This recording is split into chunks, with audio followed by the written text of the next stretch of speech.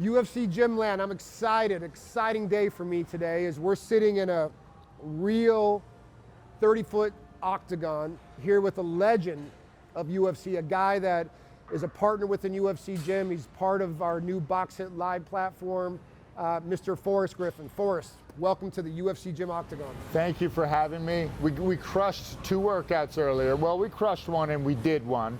But we followed with some recovery. So I am feeling awesome, actually. Let's do this.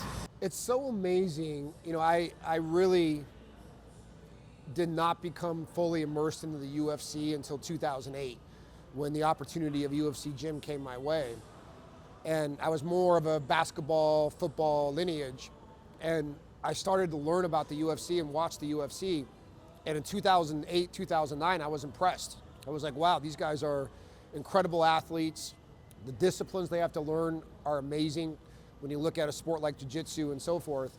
But then you fast forward 10, 11 years, and the science now that's being applied from guys like you at the PI are just creating a whole nother level of athlete. How do you look at the difference between the athlete in 2009 in the UFC versus the athlete of today? Look, athletes get better. And this is something, again, like, people ask, how would Michael Jordan do against LeBron? That's not a fair question. The sport has changed. People do different things. The value of the three-pointer has exploded, right? It's a different game.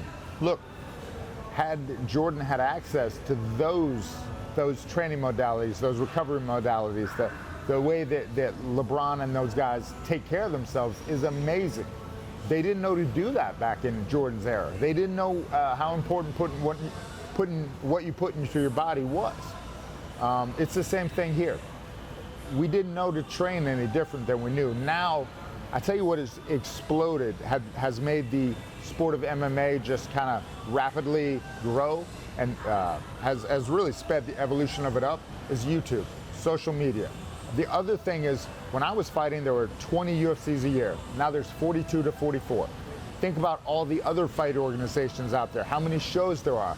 So there's more fighters doing more things. So we're seeing more techniques and we're becoming more comfortable with them. So the velocity of the sport is increasing. So that's one thing on a technical level. We used to go to a seminar, spend $70, go in a hot gym and learn some secrets. Now, there's no secrets. If you think of something, you either try to be the first guy to do it in a fight, and then everybody sees it, or if you're a trainer, you just say, hey, here it is, and you show it. You just shoot it and show it on a video or something, just because that's the only way you're going to get credit for it. It's like the last fight with the Twister.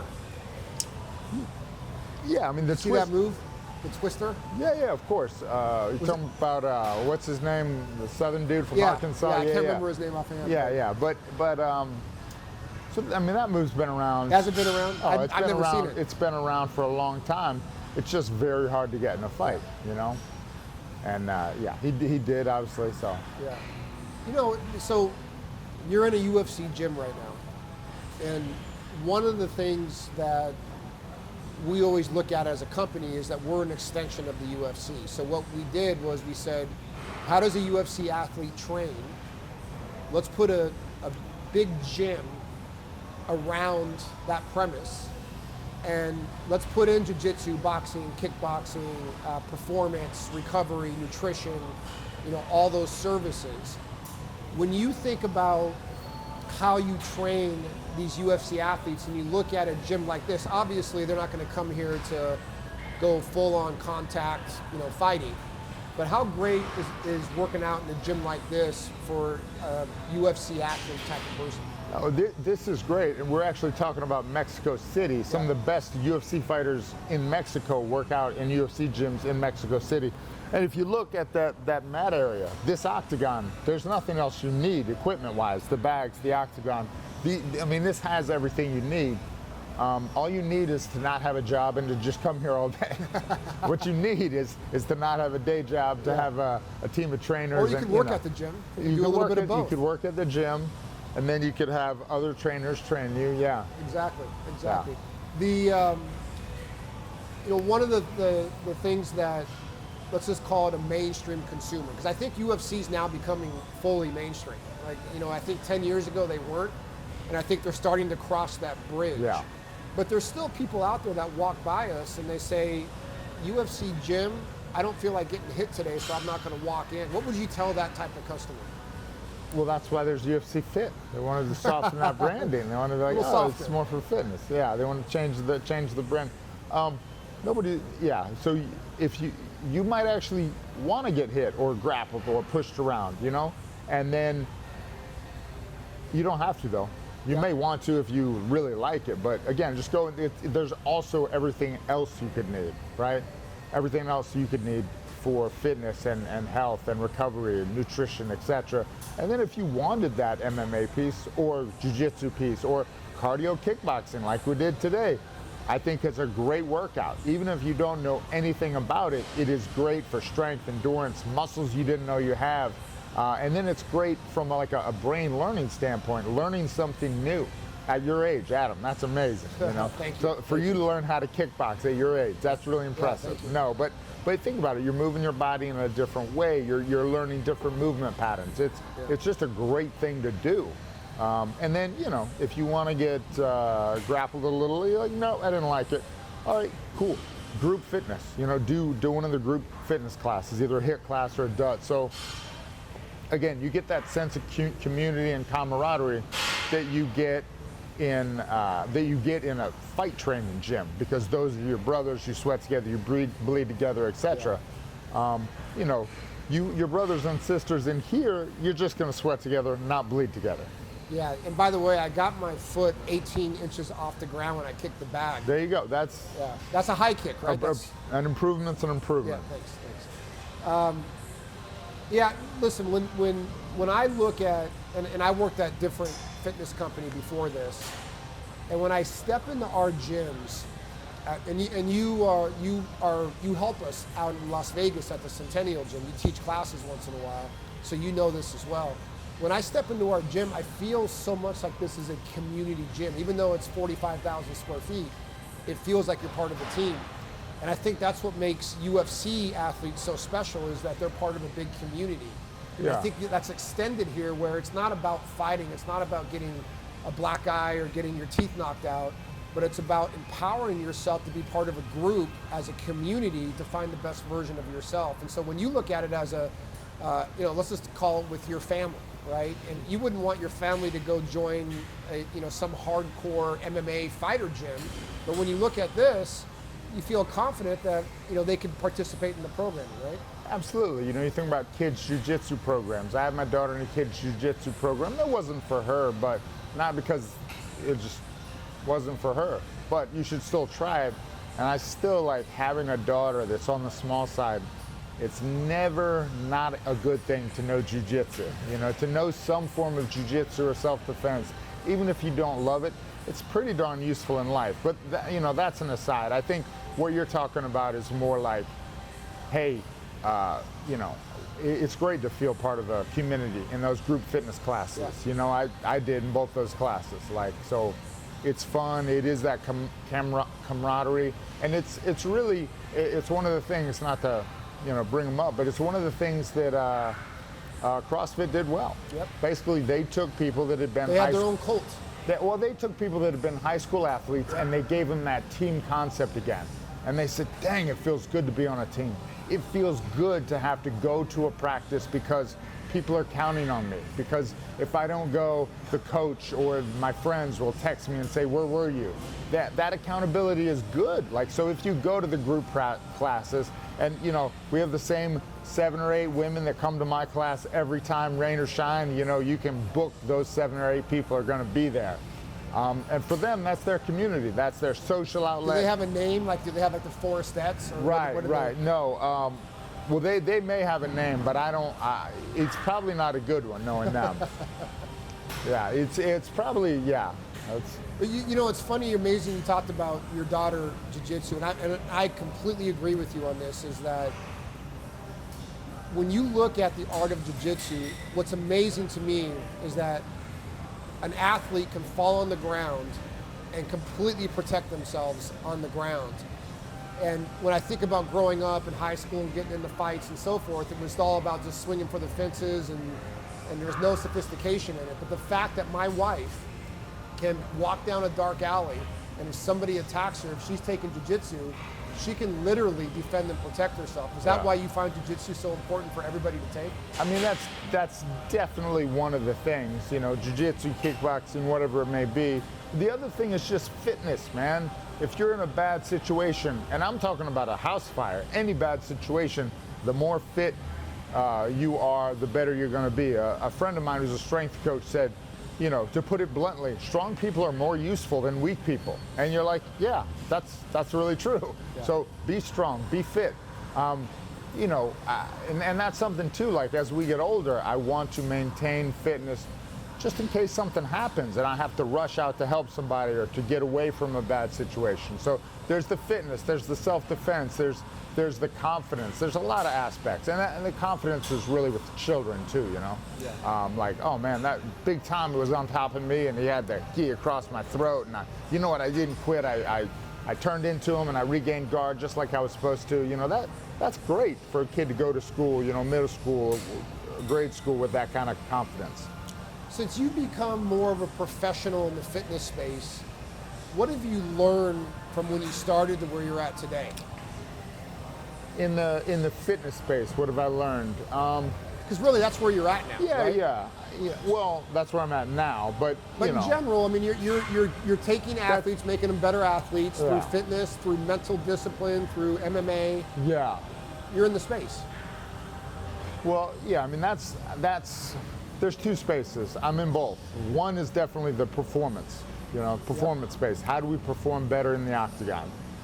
You know, and that's a science, you know, in and of itself that is for athletes. And then there's kind of the brother of that, which is fitness for you or I, you know. And I'm, you know, this is what I do now on the daily. So I've learned a tremendous amount. I was very fortunate though. I had good strength coaches, and I asked questions. I was like, why? So you out there that are getting the PTs, that are getting the privates, use your time wisely. Don't talk about your family and the thing, and my guy at work, you know, he really, nobody cares. Ask your guy why you're doing an exercise, or your gal. Ask your trainer, well, why do we do this? Or what is this gonna do for me? Ask those questions. I was a professional athlete, so I had invested interest in, like, you know, he used to have me do one-footed hops, and I was like, well, why do I have to do one-footed hops? And he was like, well, proprioception, balance, explosiveness. If you think about it, you're in a fight. A lot of times you can't. You're kicking on one foot, you're kneeing on one foot, you're landing on one foot. And I said, okay, 1 foot hops it is. I got you. Yeah, exactly. The ability to go out and improve yourself both physically and mentally through asking questions is really kind of what life's about as you continue to mature. As you look at where you're going, and right now, let's just call it, you were in your prime 12, 13 years ago, 10 years ago as a fighter, became the champion, retired. Now you're in your prime and kind of your second generation of work, which is helping athletes become better athletes. How long do you see yourself doing it, and what's the next step for Forrest after that? Yeah, that's a very interesting question. So right now, my main focus is just to get better at what I already do. You know, people are like, what's your dream job? I have my dream job. I just want to be better at it. Mm-hmm. So for me, I'm just trying to expand my skill set. How do you get better at it? What do you do? Well, you know, I'm not like a natural born leader. I just expect people to do what they do, and I just figure that's what people do. So I need to work on my communication skills with athletes. Like I said, my motto is, look, this works. It's going to make you better. If you want to get better, do this. If not, do whatever you want to do. Go work out with your Uncle Jim in the garage. Yeah. I don't care. Yeah. But that's not a professional attitude. That's not going to get it's kind of like the soft skills. Yeah, you have to work the soft skills, and then the technical skills. You know, if an athlete says, well, why do they need a force plate to test me on this? Well, you know, why am I doing a deadlift? I've never done a deadlift in a fight. No, but you have used your maximum power in a fight. So you've used that maximum explosive power. and that's going to help that. Heavy deadlifts actually improve your nervous system, so your overall speed, how fast your basically your connections are gonna, your synapses are gonna connect, and you're gonna be able to react. I didn't know that stuff. I learned that stuff after the fact, and that, I think, is what you need to know. Well, why are we doing this lift? We're doing this lift because it's power and coordination from the floor. It's a great Olympic lift. It's going to work everything you need to work. And when you're actually in a situation of wrestling and scramble, it is going to be, one, the strength you need in your hips, and then two, the ability to transfer that strength to your upper body as you stop the takedown and bring them up to an over-under clinch. It relates, it works. So I'm understanding that more and more every day. It's just, it's a journey, right? And then, yeah, like you said, the soft skills with athletes, listen, it's a never-ending challenge, and emotional intelligence plays such a huge role, right? Having people, unfortunately, it does. Yeah. I just assume people want to do what's in their best interest. Yeah, no. It's WIFM, what's in it for me? And that's the attitude Winning a lot of fights. people take. That's what's in it for you. You and I know that. That takes discipline. But you have to convince people that what they're doing, that coming in is going to help them win fights, is going to help them be healthier, feel better, get more out of their training. I know it well because I understand the science. What I need to know is, how do I get you to buy in? I've learned that it's so much about just asking the right questions. That if you just come at people and tell them and direct them, they don't listen. But if you ask them, and you ask them leading questions, they start thinking about it, and they come up with their own answers that are typically the right answers. Yeah, I mean, you got taken down. Why did you get taken down 4 times in your last fight? Yeah. Oh, it was a strength and power thing. All right, well, this is a thing that'll increase your strength and power. Exactly right. You know what? Well, now you tell me. Sure. You know what was really frustrating, and I'm curious on your take on this. I didn't know if you heard, but we had this pandemic called COVID. I heard. Yeah. I heard. Started in about March of 2020, maybe a little bit. And for us, it ended 10 weeks later. Exactly. But I was in the office working every day. 10 weeks later. I want to get your comment on that. But you know what? In the middle of COVID, when everybody was told that don't talk to anybody, go home, be at home, literally become stationary, and otherwise you're going to basically die with these different fear tactics. And in the back of my head, I'm thinking about immune systems and mental attitude and how people feel. And it was so frustrating that the entire narrative of COVID for the last couple of years has not been about building your immune system and about fitness and about taking care of yourself mentally so you could take on this thing. It was about, and listen, I got vaccinated. I'm not against vaccinations at all, but I am pro-choice and what people decide that they want. But I was so frustrated that nobody talked about how to improve your immune system through eating right, sleeping right, exercising, and so forth. So I know the UFC got back to work early. And I'm so impressed with Dana's leadership on this that Dana said, listen, I'm not going to do this. I'm going to make sure that we provide entertainment. I'm going to make sure that we drive business, and we're going to get these athletes great, and it's going to be fantastic. And that's exactly what happened. And so how did you look at it? So as you were navigating through COVID and you were dealing with everything you had to deal with, did you look at it as a frustration based on the media narrative, or did you look at it as an opportunity? I can't say that I don't really watch much news. And don't get me wrong, I'm still afraid of viruses, COVID and other viruses. I prefer not to be sick. I prefer not to have weird things happen to me. And I definitely took it serious and was very respectful and wear masks. I have no problem with that. But yeah, two points. One, that is a great point about making yourself healthier. Take care of yourself, sleep right. And we're talking about recovery too. Recovery is such an important part of working out. My joke is you don't need to do recovery as long as that was the last workout you're ever going to do. If you're ever going to do another workout, you might want to do some recovery. But again, it's all those little things. You got to eat right. You got to sleep right. Alcohol, turns out it's bad for you. I don't want it to be, but it is. So take care of yourself. And the other thing was, I think what you're getting at is frustration with the rules being confusing. Well, we can do this. No, we can't do that. We can do this. Nope. It's 14 days. No, you know what, 10. But look, that's them trying to figure out what the best way to go forward is. You know, they don't know. It's new to them as well. So I think you have to cut, you know, the science folk a little slack. Yeah. You know, now it's 5 days or, you know, 3 days with a test, right? Which I think we're all doing the best we can to navigate our way through it.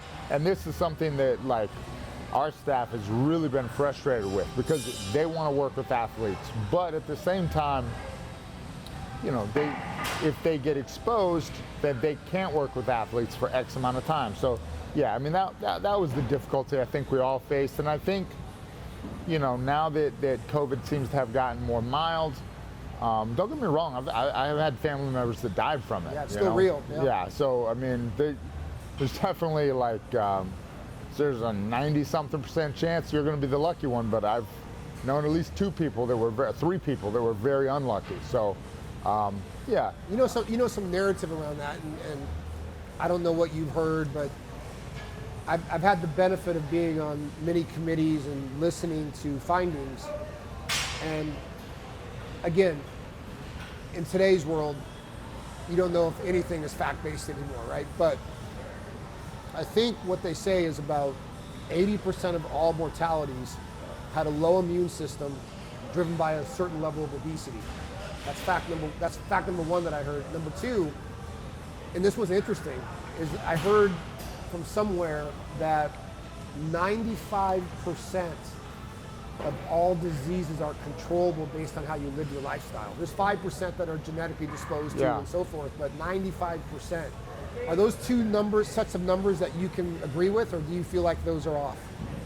You know, I got to disagree a little bit. For me, you know, and that's one thing, like, I actually read a lot of research papers. Like, I read, you know, white paper studies. Like, you know, we have an account, so you can find whatever kind of, you know, JAMA article you want, right? So we, you know, and I have the ability to kind of read through those and sort through. You know, I mean, I'm usually just reading the abstracts, but I can usually get the gist of it. So I do, when I see the studies, I look at them, and then I do work with enough people that I trust. Hey, does this mean what I think it does, or am I missing this one? Yeah. You know, and I actually took a class on understanding, you know, understanding like research. You know, how do we understand this? How does this work? Yeah. And it's not.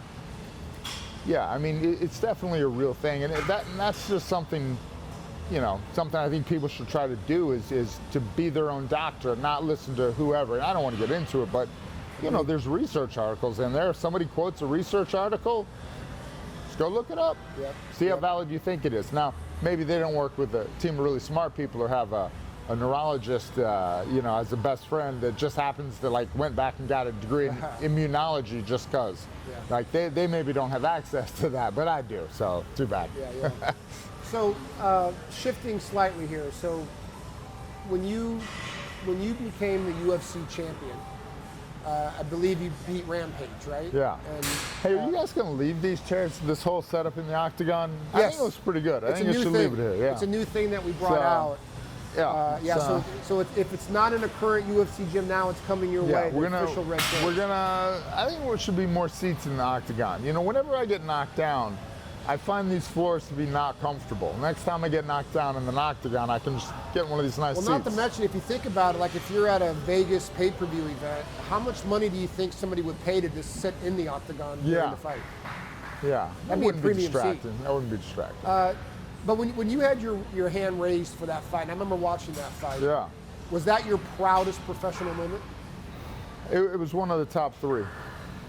How did you feel when you actually knew that you won? I mean, obviously I felt great, but you know, for me, there was an immediate sense of, okay, back to the gym. Yeah. I'm the man, and everybody wants to take it. Yeah. And you know, next fight somebody did take it, so I guess I wasn't wrong. But yeah, I mean that's just kind of always the way I've been. Is that, you know, kind of a very workman type, you know, not a big celebrator. Go get after it. Yeah. My favorite moment was actually when I got the decision against Stephan Bonnar, because that was the moment my life changed. And I knew in that moment, oh, I don't have to be a bouncer or a cop, or my job now is just to be a professional fighter. I don't have to do anything else. You know, that was my favorite moment. That was the switch. It's so ironic you say that. Literally, every single investor I talk to about UFC, every new team member that I bring into the UFC family, that fight is the fight of discussion of why we're here today, right? Why this company is in play because of that fight. So many people give you and Stefan like huge credit to helping launch the UFC. When you had that fight going and you were kicking the crap out of one another, did you feel after the fight, before the decision was made, that you had the victory? So, all right, so this is an interesting thing. They had come to us right before and said, because there's a contract on the line, we'll go to a 3-minute overtime round. So I had mentally prepared myself for that 3-minute overtime. And you know, Stefan, like, I gave him a hug and he pulled away from me and like went, because he was ready to, he knew there was 3 more minutes. Sure. And then, you know, I sat down, got water, and was like, okay, I got this. He's slowing down, I got this. You know, I was like already prepping myself up. So when then they were like, decision, I was like, did I get it? You know, and then, but that was the whole thing. Is it's funny. They were, and it was the last thing anybody said to us. And it was a split decision, right? No, it was. It was unanimous. Yeah. Okay. But I mean, it was a super close fight. But amazing. Yeah. So and you guys were both successful off that fight. You know, both of you got contracts. And one thing I remember still to this day, I remember fighting in Ireland for the same reason, is that everyone stomped, and I could feel the vibration in the octagon, and I was so tired, and it gave me definitely a little something. How old were you in that fight? 26. Yeah. Best shape of your life at that point? Close, because I wasn't as injured. Yeah. That was an amazing fight, and again, a lot of credit to you and Stefan Bonner for that, putting on that performance. I was in better shape than I showed. Some of that is, look, when you get to that moment and it's all on the line and you realize that, there is some nerves that exhaust you. I've been exhausted all day from it, you know, and I was like, oh boy, well, this is big, you know. Push through it. Yeah. Who do you think, if you think about the Mount Rushmore of UFC athletes, who is your personal Mount Rushmore? That's good. I mean, there's Jones, there's Silva, GSP, Khabib. I'm sure there's others, you know. You know, you can make pro or for or against arguments against any, you know. Yeah. But those are some of the ones, you know, right? Those are usually the big ones you hear.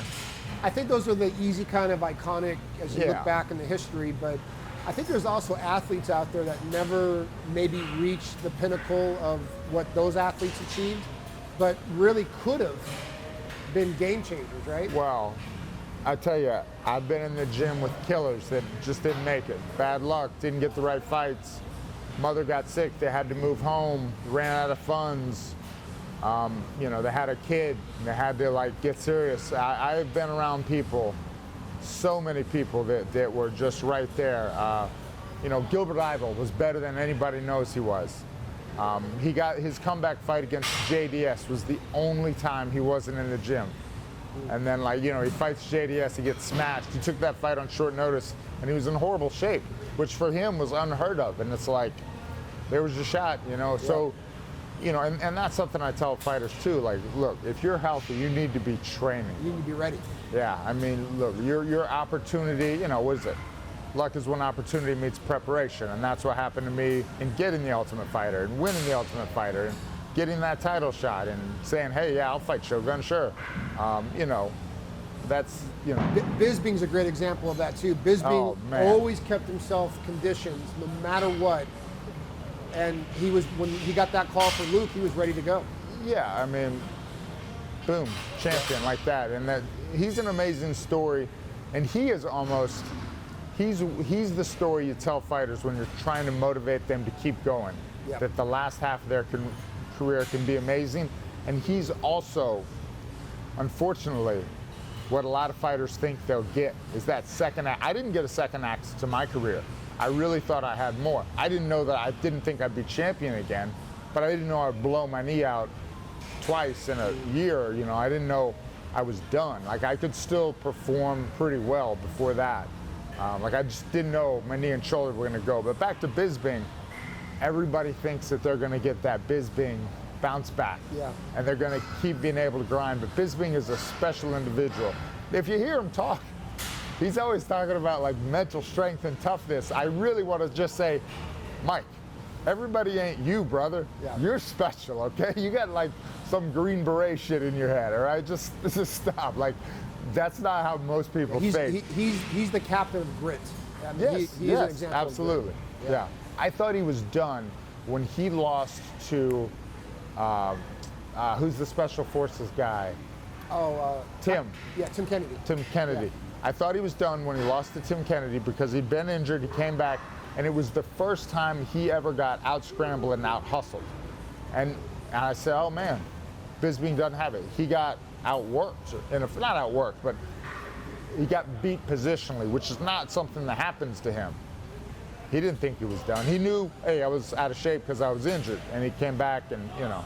Yeah. So, you know, that kind of confidence, that belief in yourself. The other two people I've gotten to be around that were stronger mentally than they were physically were Randy Couture and Chuck Liddell. Those two were they were so darn mentally strong that their bodies were just along for the ride. I was equal parts mentally and physically tough. And as my body started to break down in my career, I lost confidence. I would almost say rightfully so. It's like, man, I got knocked out in training. What was your state of mind in the Anderson fight? So, you know, I felt pretty good. I got knocked out 2 weeks to the day in that. And people ask when I lost the Anderson fight. I lost the Anderson fight like maybe 12 days before the fight when I was talking to the doctor, and he gave me the out. And he gave me the out. He's like, you know, you got knocked out, And they would never do this today. You tell people you got knocked out cold, you don't remember Saturday, they're not going to let you fight. But I was known for being tough. They knew I wanted to fight, and they asked me. And there was a minute, or not a minute, but a second, you know, a pause. And I was like, no, I'm fine. And, you know, I basically BS'd them and got myself medically cleared. That's when I lost the Anderson fight. In the actual fight, mentally you didn't feel the best version of yourself. Right? No, but it wasn't just that. It was like I hadn't slept. Every time I got my heart rate up over like 140, I got nauseous. Yeah. You know, I was throwing up in the locker room. People like, you nervous? No, I'm not nervous. I'm concussed. Yeah. Like I can't. Every time I get my heart rate up, my head starts spinning. My head was spinning. And he knocked me down 3 times before. He knocked me down 4 times in the fight. The first time he knocked me down, I wasn't like there. You know what I'm saying? Like I wasn't 100% there. And then I remember when he was standing over me, I was like done. I wasn't moving. And fortunately, Cameron Diffie, a good friend of mine, I just heard his voice screaming, kick. And I was like, I guess I'll kick. And he backed up. You know, it was like, I guess kick then. I don't know. And that's like the only real memory I have of that. Wow. You know? Wow. Amazing. So yeah, I mean, that's where you can be too tough for your own good. Guys would never do that now. I would never. You got knocked out 2 weeks to the day before your fight. You don't remember Saturday? That's not good. Yeah, you wanna take some time. Yeah, like you haven't slept. Every time you try to work out, you get nauseous. Let's take a little break. Yeah.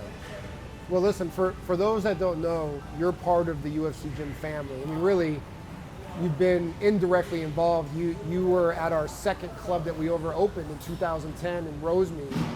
And for those of people that don't know, people sometimes think that I don't go all out with you guys, with the athletes, but I still remember the day when I picked you up and I took you straight to Jack in the Box, and we had our little chicken tacos. Tenders. Chicken tenders, man. Yeah. Hey, I was trying to be healthy. Yeah, I remember as healthy as you can be at like 10:30 at night at Jack in the Box, you know? I remember when we did the parade in Rosemead, and you've been very good to us. Yeah, you didn't even have to be good to us. You were. That's just the kind of guy you are. So we appreciate it. And then there was an opportunity to get you more involved when we did our gym in Las Vegas. And of course, I jumped on it, and you were open to it. Well, I said, and we'd said in the past, like, well, when you guys coming to Vegas? Yeah. When you guys coming to Vegas? And they're like, do you want to do this? I was like, nope. Vegas. Yep. It only makes sense, right? I want to drive 10 minutes from my house. Yeah. That's what I want to do. And so you're there once in a while helping out, supporting, and just being part of the brand. And of course, you're giving back other areas with our brand, like being here today to drive BOX.HIIT.LIVE and the virtual platform, which you did great. Yeah, and you know, I can't wait to do another one. It was, you know, yeah, it was good, but that's the beginning. That's round one. Yeah, we're gonna end up giving you your own studio in Vegas. Yes, I'm excited. And we're gonna see how you can grow it. So it'll be fun. But one of the benefits and one of the reasons that I love my job is, listen, I love the fitness industry, but I love working with people. And when I get to work with athletes like yourself. Wait, you love working with people? You know, I would have never. No, I'm kidding. Yeah. And Adam's actually quite personal. And BJ Penn and Frankie Edgar and Chuck Liddell and Cub Swanson, Mike Bisbee, Ricardo Lamas, you know, Bilal. You know, that we have so many great athletes that we have in our family, in our community.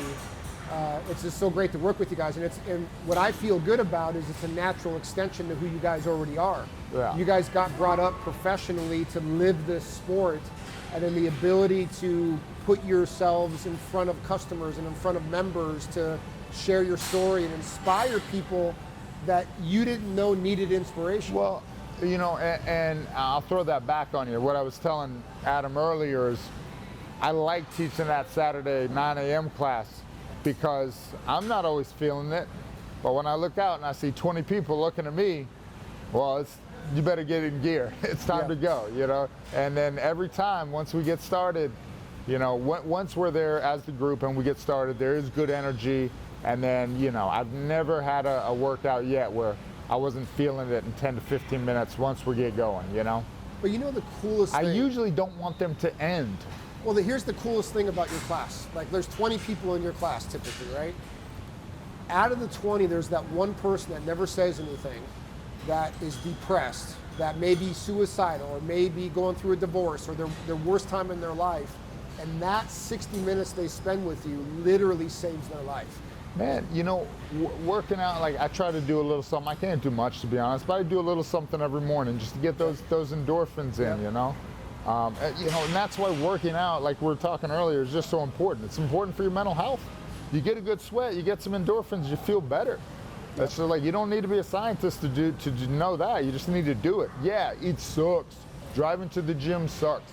I've driven to the gym thousands, maybe 100,000 times. And every time, it's not great. Sometimes it's fun, but usually it's not amazing. But every time, 10 minutes, 5 minutes into being in the gym, it's great. Yeah. You know, and you just have to convince yourself that it's coming. The adrenaline's coming, baby. Yeah, no, for sure. And I love it, just changing people's lives and watching people's reaction when they meet you for the first time, when they meet other athletes for the first time. It's just, I mean, it's life-changing for them, which is a great place to be. But here, you know, UFC Gym now. They meet me and they're like, "Were you the guy from Wings? I thought you looked kind of like that guy from. Were you him?" And I tell them yes. But you know what's nice is now this thing is growing globally. So we're in 40 countries now developing.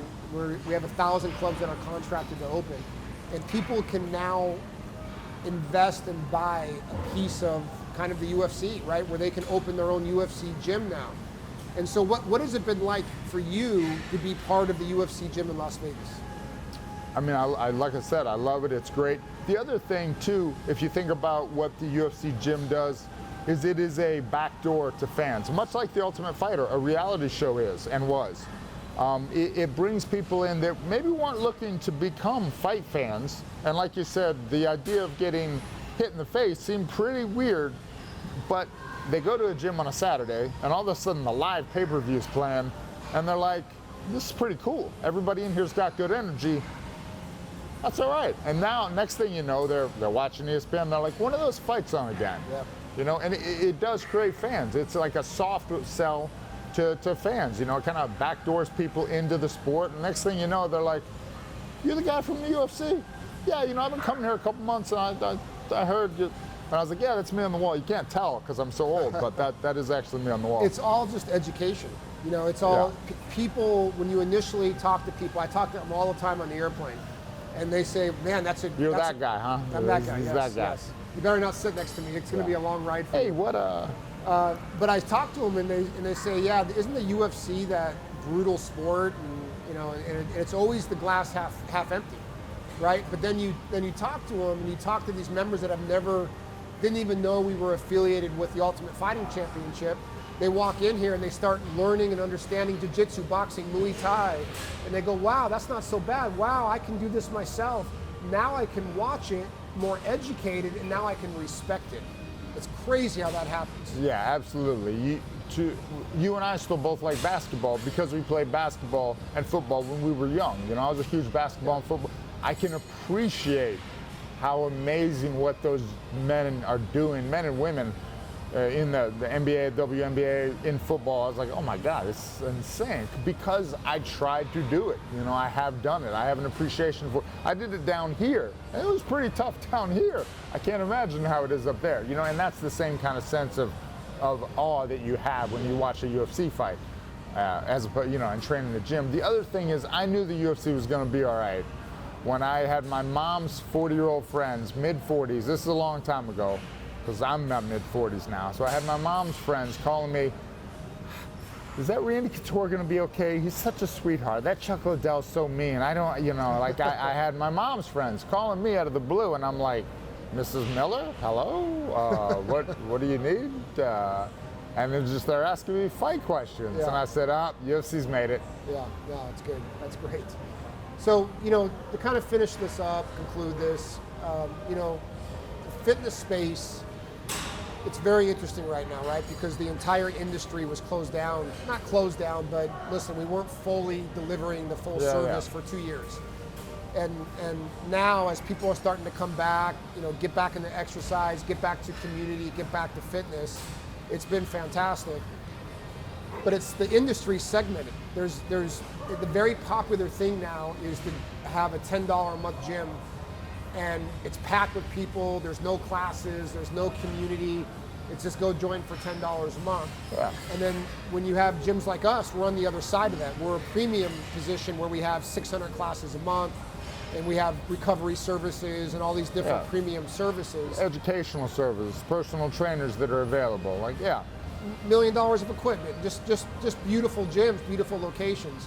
And so as you're looking at it, as you look at the fitness space going forward, because I do consider you, again, part of this segment now, just in a different capacity, but do you think that it's better to be kind of in this $10 area where it's just a transactional and there's no emotional connection, or do you like where UFC Gym's going with more the premium community experience approach?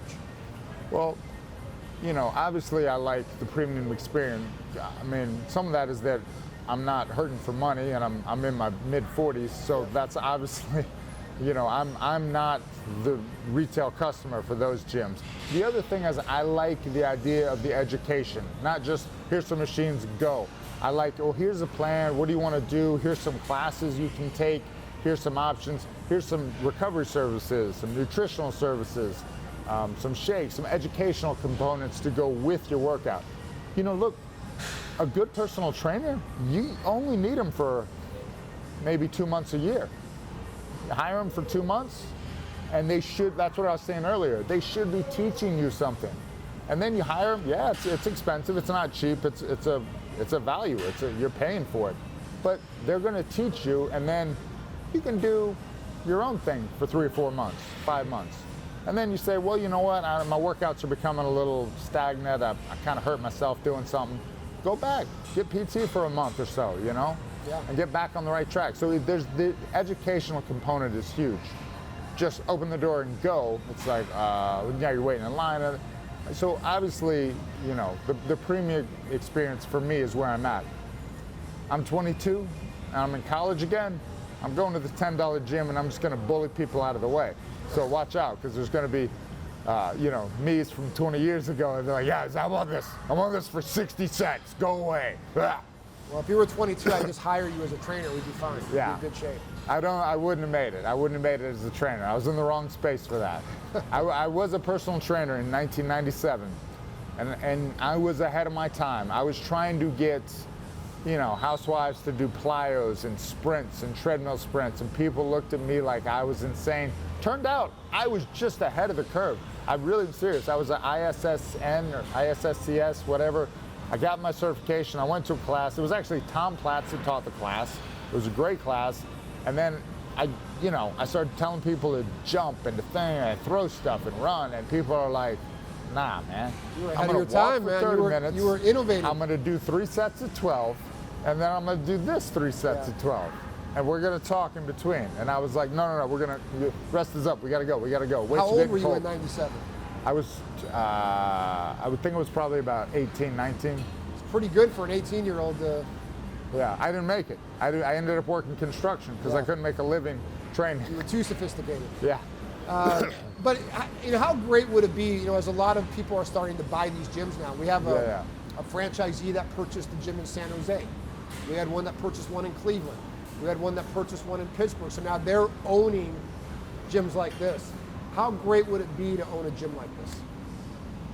I mean, if that's what you're passionate about, who doesn't want to go to work and do what they love to do every day? I'm very fortunate I get to do that. I get to be around the sport of fighting. You like fighting, you like fitness. 2 of my favorite things, owning a UFC gym is probably the path for you, right? Yeah, 100%, 100%. Well, we're excited. We appreciate you again being in the family. We appreciate you helping us drive this global brand. I'm trying to convince you maybe to go to Australia and maybe some other countries, so we'll see what happens there. But a lot of stuff ahead of us, a lot of fun ahead of us, and anything you want to close out with. You've said it all, but anything you want to close out with? No, I mean, again, sincerely thank you for the opportunity, and again, fitness is a different journey for everybody. It's a lot different for me. I'm actually going to get my shoulder replaced probably in the next year or so. If you saw my HIIT class, me doing the push-ups on my knees. So yeah, fitness is a journey, and it's different for everybody, but make sure that you at least take the first step and get on that journey. Your life will only be better because of your fitness. You're more productive, you're happier, you're healthier. Everything gets better. Even your sex life gets better, so I've heard. I'll have to try that. So, by the way, one last question. I never spell your name correctly. And so it's 2 R's and 2 F's, right? Is typical Forrest 1 R? 1 R like the word Forrest, but the name has 2 R's. But you know what? I don't really care. I've gotten checks from you with 1 R and they cashed. So they do. Okay, so you don't get disappointed. You don't get disappointed. I don't care at all. All right, ladies and gentlemen, Forrest Griffin here live, UFC Gym in Corona. Here we go. Check him out, BOX.HIIT.LIVE.com. He is on there. He's at the Performance Institute. He's driving innovation in the fitness space. Thanks again, Forrest, for joining us. Thank you.